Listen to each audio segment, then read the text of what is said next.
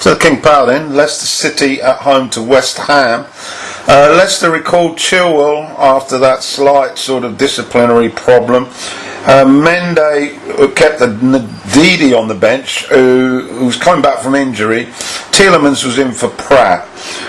For the Hammers, Snodgrass selected ahead of Fornells. Still no Anderson, but Antonio was back on the bench after he'd been out for about a month. Early strike by Vardy was handled safely by Randolph, making his second appearance for the Hammers.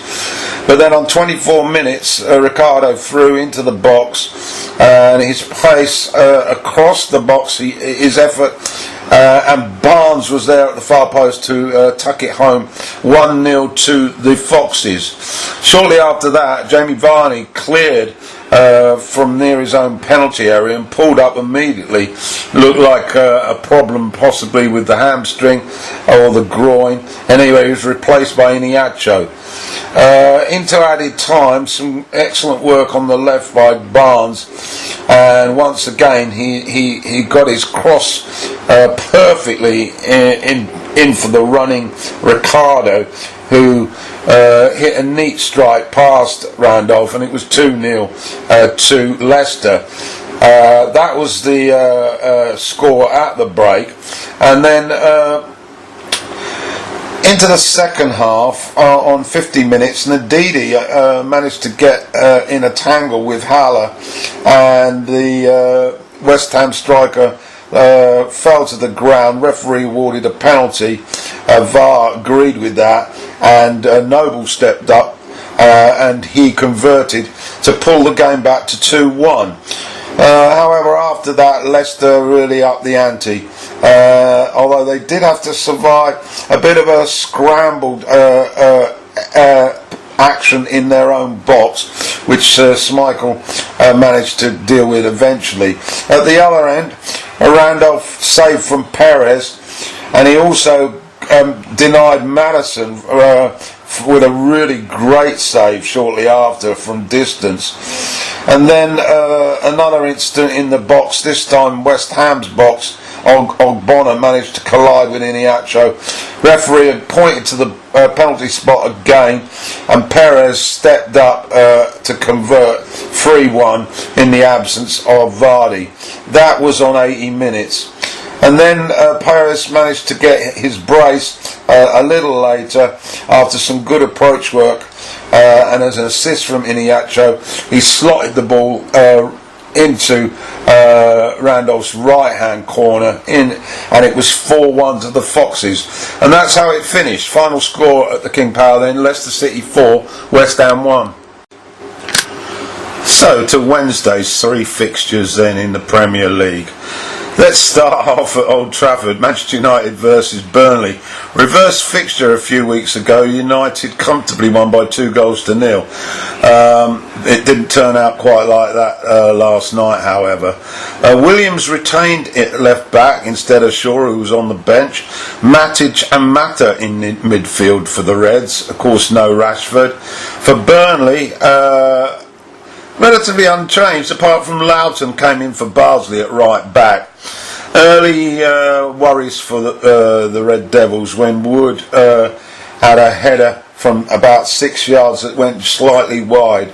On 32 minutes, though, a looping cross from Wan-Bissaka, and James managed to get his head to it, and it was tipped over by Pope. Then Taylor managed to block a Martial strike on goal. That was on 38 minutes, and then the danger signs had been given to the United back four, and a free kick looped up. Mee headed it on, and Wood swept the ball past De Gea, and it was 1-0, and that was half time. Greenwood came on for Pereira.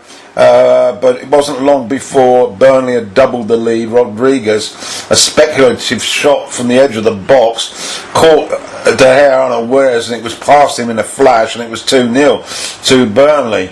After that, United huffed and puffed. James had an effort wide. Martial on 74. He tested Pope, but Pope was good enough. Greenwood had an effort, went wide on 83, and Shaw did head in very late on, but his goal was disallowed because he fouled the defender. First win since 1962 at Old Trafford for Burnley. They won this game by 2-0. Very brief highlights of the final match on Wednesday night at the new White Hart Lane Stadium. Spurs against bottom team Norwich. Lloris was back in goal for Spurs. He'd been out for quite a few months with that elbow problem. Sessegnon was in at left back. Ericsson back on the bench. Lamela in from the start. Norwich were virtually unchanged.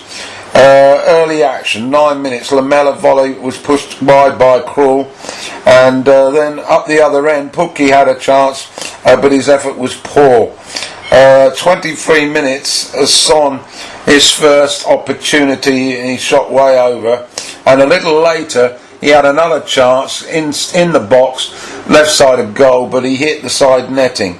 And finally, on 37 minutes, Spurs, who had the better of it, Aurier managed to collect a ball on the right flank, and he zipped it into the middle. Ali nipped ahead of the defender to prod it home, and that was 1-0 to Tottenham.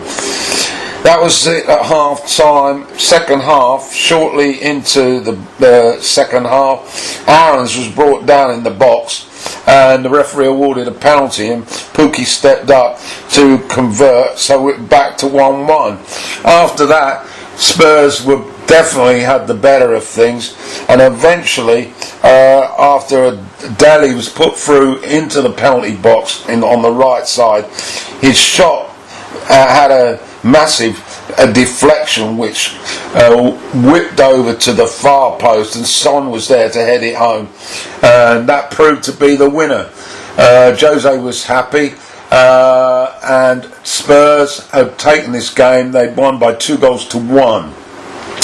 So that's about it for the midweek action, apart from the game tomorrow, of course, which is Wolves against Liverpool. Remember, Wolves are not involved in the FA Cup, so no problems for them. Liverpool are involved, and so they will be playing sometime at the weekend. Okay. So let's have a quick look at the table then. Not a lot of change really. Liverpool, of course, haven't played yet. They're still on top, 22, 64 points. City are in second, 13 points behind. They played 24. And Leicester are 3 points back on 48. In fourth place, Chelsea on 40 points. And then the chasing pack, well, United got booed off by the faithful at Old Trafford, but they're still in fifth. And Spurs and Wolves take up 6th and 7th, but all three are on 34 points. Sheffield United have slipped to 8th, they're on 33 points. But Southampton now impressively up to 9th with 31. At the other end of the table, Norwich, of course, lost again there. 17 points from 24 games. They're 6 points adrift of Watford and Bournemouth, who occupy the second and third to bottom place. West Ham have slipped perilously close to the drop zone now. They're fourth from bottom, also on 23. Villa jumped up to 16th on 25, but they're joined by Brighton, who are also on 25, and Newcastle 14th on 30, well clear of the drop zone now. Now, as to goals of the week so far, there's just two contenders really. Aguero's, but really that's more about the De Bruyne cross, which was something of magnificence really. But I'm going to give it to Redmond for the opening goal for Southampton. Tremendous solo run, great finish. So that's my goal of the week. Redmond of Southampton were winning 2-0 at Crystal Palace.